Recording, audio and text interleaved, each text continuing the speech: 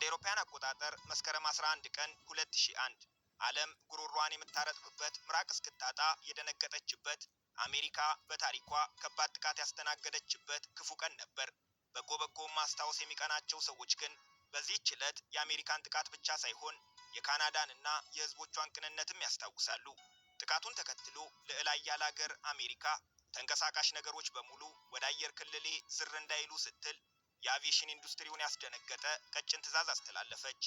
በዕለቱ ወደ አሜሪካ ያቀኑ የነበሩ 4300 አውሮፕላኖች ካልተነሳችሁ እሰየው፣ በየሀገራችሁ አርፋችሁ ተቀመጡ፣ ከተነሳችሁም ወደ የመነሻችሁ ተመለሱ፣ ከመነሻችሁ ከራቃችሁም የሚቀርባችሁን አየር ማረፊያ ፈልጋችሁ ረፉ እንጂ በአየር ክልሌ በኩል ዝር ካላችሁ ግን ውርድ ከራሴ ተባሉ። በዚያች ቅጽበት አሜሪካ ድንበር የደረሱ አትላንቲክ ውቅያኖስ ሰማይ ላይ የነበሩትን አውሮፕላኖች ምን ይዋጣቸው? ካናዳ ባደርስላቸው።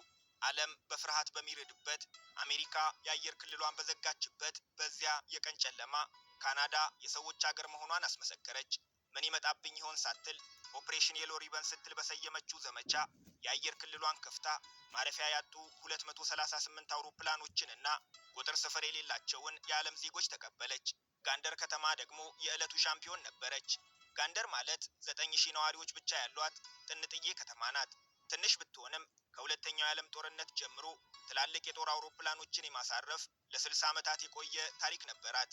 እናም በሰዓታት ልዩነት ውስጥ ብቻ በ38 አውሮፕላኖች የተጫኑ የ95 ሀገራት ዜግነት ያላቸውን 7000 ተጓዦች ተቀበለች።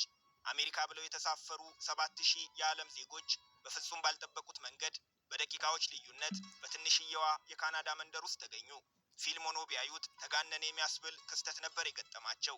ድንገት በእንግዶች ማዕበል የተጥለቀለቁት የከተማዋ ነዋሪዎችም መጀመሪያ ደነገጡ። ሲረጋጉ የፍቅር እጆቻቸውን ዘረጉ። እናም ክፉውን ቀን በበጎ እንዲታወስ አደረጉ። ያለ እቅዷ በአንድ ቀን ውስጥ የነዋሪዎቿ ቁጥር በእጥፍ ያደገባት ጋንደር ለ7000 ህዝብ የሚሆን ሆቴልም ማደሪያም ምግብም አልነበራትም። ቢኖራትስ መች ተዘጋጀችበትና። ልበቀና ነዋሪዎቿ ግን ከተማቸውንና ሀገራቸውን ከምንም በላይ ግን ሰብአዊ ፍጡራንን ወክለው ዝግጅታቸውን ጀመሩ። ሆቴል ባይኖረንም የግለሰብ ቤቶች፣ ትምህርት ቤቶችና የሃይማኖት ተቋማት አሉን አሉ። ገሚሱ ለ7000 እንግዶች የሚበቃ ምግብ ማብሰል፣ ገሚሱ የሚተኙበትን ፍራሽ፣ አንሶላ፣ ብርድ ልብስ ከየቤቱ መሰብሰብ ጀመሩ። ከዛች ቅጽበት ጀምሮ ወገባቸው አላረፈም። በአይኖቻቸው እንቅልፍ ሳይዞር አንደኛው ቀን በተሳካ ሁኔታ አለፈ። ሁለተኛው ቀን ተደገመ። ሶስተኛው ቀን ሰለሰ። የጋንደር ነዋሪዎች ደከመን ሰለቸን ሳይሉ አሜሪካ የአየር ክልሏን መልሳ እስክትከፍት ለ5 ተከታታይ ቀናት 7000 እንግዶቻቸውን ተንከባከቡ። ዛሬ የምንጎበኛት ካናዳ ማለት እንዲህ ናት። ትናንት በድንገት ዛሬ ደግሞ አስበውበት የሚመጡባትን እንግዶች በክብር የምታስተናግድ። በእርግጥ እንግዳ ተቀባይነቷ እንግዶችን ሳያበዛባት አልቀረም። ከነዋሪዎቿ 20 ከመቶ የሚሆኑት ስደተኞች ናቸው። በቁጥር 8.4 ሚሊዮን ይገመታሉ። ትንበያዎች እንደሚያሳዩት ከሆነ ደግሞ ስደተኞች ወደፊትም በብዛት መምጣታቸውን አያቆሙም። ከ15 ዓመታት በኋላ ለምሳሌ ከሀገሪቱ ህዝብ 34 ከመቶውን ይይዛሉ። ወደ ካናዳ ከሚመጡ ስደተኞች የህንድ፣ የፊሊፒንስ እና የቻይና ዜጎች ከፍ ያለውን ቁጥር ይይዛሉ። እንግሊዛውያንና አሜሪካውያን ይከተላሉ። ከአፍሪካ ናይጄሪያውያን ይመራሉ። ከቅርብ ጊዜ ወዲህ በተለይም ከ2020 ጀምሮ ወደ ካናዳ የሚገቡ ስደተኞች ቁጥር በከፍተኛ መጠን ጨምሯል። ይህ ከኮቪድ በኋላ የሰራተኞች እጥረት ሊገጥመን ይችላል በሚል በሩን ወለል አድርጎ የከፈተውን የሀገሪቱን መንግስትም ያስደነገጠ ነበር። ድንጋጤው አዲሱን የስደተኞች ፖሊሲ ወለደ። ፖሊሲው ከ2025 እስከ 2027 ለ3 ዓመታት ይቆያል ነው የተባለው። ዋና ዓላማው ካናዳ የሚገቡ ስደተኞችን ቁጥር መቀነስ ነው። በ2024 ለምሳሌ ግማሽ ሚሊዮን ስደተኞች ካናዳ ገብተዋል። አዲሱ ፖሊሲ በአንድ ዓመት ውስጥ ብቻ ይህንን ቁጥር ወደ 395000 እንደሚያወርደው ይጠበቃል። በሚያዝያ ወር የወጣው ሪፖርትም ፖሊሲው በደንብ መተግበሩን ያሳያል። ከ2020 በኋላ ለመጀመሪያ ጊዜ የስደተኞች ቁጥር ቅናሽ አሳይቷል።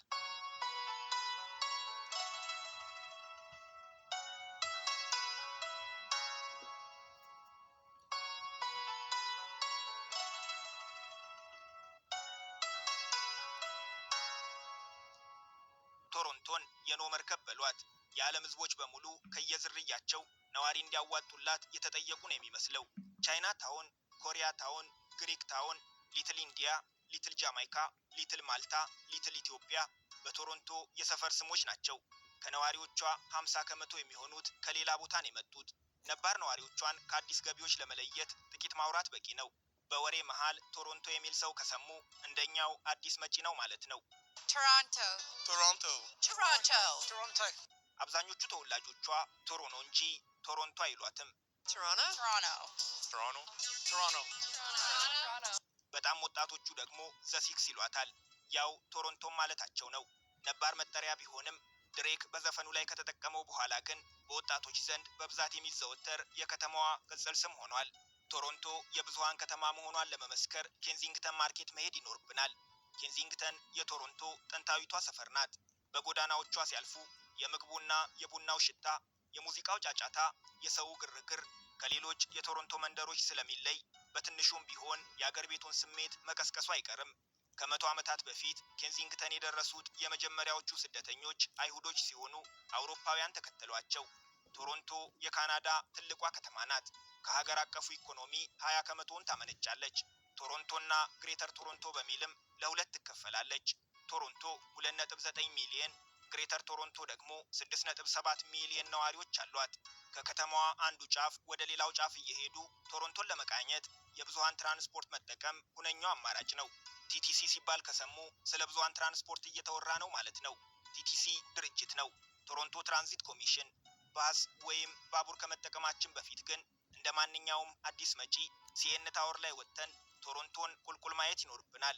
እዚህ መጥቶ ሙሉ ቶሮንቶን ማየት አስደሳች ቢሆንም የመግቢያ ዋጋው ግን አይቀመስም። በተለይም የአየር ሁኔታው ጨፍጋጋ ሆኖ እይታውን ከከለለው $45 ተበሉ ማለት ነው። ቶሮንቶን ላይዋን ስናይ የምድር ውስጥ ከተማው እንዳያመልጠን ዘፓዝ እንግባ። የምድር ውስጥ መንገድ ነው። 30 ኪሎ ሜትር ይረዝማል። መንገድ ብቻ ግን አይደለም። 1200 ሱቆች አሉት። ካፌዎች፣ ሬስቶራንቶች፣ የገበያ ማዕከላት፣ የችርቻሮ ሱቆች። በፓዝ ፈልገው የሚያጡት ነገር የለም። ከስራ ሰዓት ውጪና በእረፍት ቀናት ግን ጭር ያለ ስለሚሆን እንግዳ ከሆኑ ሰው በሚበዛበት ሰዓት ቢመጡ ይመረጣል። ልምድ ከሌለዎት መግቢያው ሊጠፋዎት፣ ውስጥ ከገቡም በኋላ መውጫውን ሊስቱት ይችላሉ። ይህ የእርሶ ብቻ ችግር አይደለም። አንዴ ከለመዱት ግን መመላለሻ የሚያደርጉት አቋራጭ መንገድ ነው። ዋና ዓላማውም እሱ ነው። በክረምት ወራት ነዋሪዎች ብርድ እንዳያገኛቸው አቋራጭ መንገድ መፍጠር። የከተማዋን የተለያዩ ክፍሎችና የምድር ውስጥ የባቡር መስመሮች እርስ በርስ ያገናኛል። በእንግሊዝኛ መሃል ፈረንሳይኛ የሚቀላቅሉ ሰዎችን ከሰሙ ሞንትሪያል ገብተናል ማለት ነው። የካናዳ ሁለተኛዋ ትልቋ ከተማ ናት። ግማሽ ያህሉ ነዋሪዎቿ እንግሊዝኛና ፈረንሳይኛን አቀላጥፈው ይናገራሉ። ዋና ቋንቋቸው ግን ፈረንሳይኛ ነው። እናም ጨዋታ ማሳመር ከፈለጉ ቦንጆር ብለው ይጀምሩ። ይህ ለቋንቋቸው ያለዎትን አክብሮት የሚያሳዩበት አንዱ መንገድ ነው። ቀጥሎ ያለውን ጭውውት በእንግሊዝኛ ማድረግ ይችላሉ። በሞንትሪያል ክረምቱ ከባድ ቢሆንም ኑሮ ነውና መለመዱ አይቀርም። ብርዱን ለማቅለል ግን ልክ እንደ ቶሮንቶ ሁሉ 33 ኪሎ ሜትር የሚረዝም የምድር ውስጥ መንገድ ስላላቸው በክረምት እሱን ይጠቀሙ። እዚህ ከመጣን አይቀር ግን ቤግል መመገብ ይኖርብናል። ሞንትሪያል ኒውዮርክን የምትገዳደር ዝነኛ የቤግል ከተማ ናት። ከዝናዋ ጀርባ ደግሞ ሴን ቪቶር ይገኛል። ላለፉት 60 ዓመታት በሩ ተዘግቶ የማያውቅ በቀን 24 ሰዓት በሳምንት 7 ቀን የሚሰራ ቤግል ቤት ነው። ሞንትሪያል በበረዶ ማዕበል ተመታ። የኃይል አቅርቦት ተቋርጦ ሙሉ ከተማዋ በተዘጋችበት እንደ አውሮፓውያን አቆጣጠር በ1998 እንኳን በሩን ሳይዘጋ የከተማዋን ነዋሪዎች ያገለገለ ስመገናና ቤግል ቤት ነው። በእርግጥ በከተማዋ ዛሬም ድረስ መቋጫ ያላገኘ አንድ ክርክር አለ። ከሴን ቪቶር እና ከፌርሞንት ቤግል የትኛው ይጣፍጣል ይባላል። የብሪቲሽ ኮሎምቢያዋ ቫንኩቨር ዝናብ የማያጣት ከተማ ናት። በተለይም ከታህሳስ እስከ ሚያዝያ ከመጡ ዝናብ ይጠብቁ።